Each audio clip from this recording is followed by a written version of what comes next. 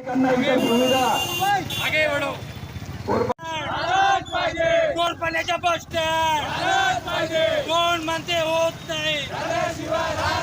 पप्पू भाऊ आगे बढ़ो, हम तुम्हारे साथ हैं। पप्पू भाऊ आगे बढ़ो, हम तुम्हारे साथ हैं। पप्पू भाऊ आगे बढ़ो, हम तुम्हारे साथ हैं। बंधू आणि भगिनींनो, कोरपाल न्यायवासियांना विनंती करतो हे आपल्याला संबोधित करते।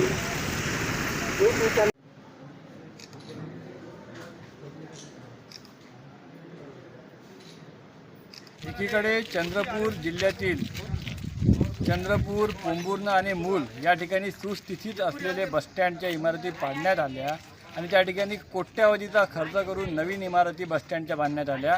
आणि दुसरीकडे मात्र या जिल्ह्यामधील शेवटच्या टोकावर असलेले आणि मानव विकास निर्देशांकाच्या बाबतीत म्हणजे विकासाच्या बाबतीत खूप मागे असलेले गडचांदूर, कोरपणा, जिवती या ठिकाणी अनेक वर्ष मागणी असूनही बसस्टँडची मागणी पूर्ण करण्यात आलेली नाही।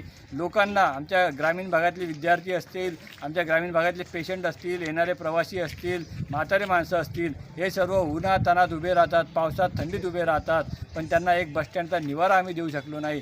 या जिल्ह्यातले नेतृत्व या राज्याचे अर्थमंत्री आहेत, खऱ्या अर्थानं ते अर्थमंत्री आहेत, म्हणजे त्यांच्या हाती तिजोरीच्या चाब्या आहेत, ते सावकार आहेत। आणि मग मुनगंटीवार साहेब, जर तुम्ही 3-3 ठिकाणी चांगल्या स्थितीत असलेले बसस्टँड पाडून जर नवीन बसस्टँड एअरपोर्टसारखे बांधू शकत असाल तर एखादं बसस्टँड जिवतीला, एखादं कोरपण्याला आणि एखादं गडचांदूरला द्या, अशी जनविकास सेनेची मागणी आहे।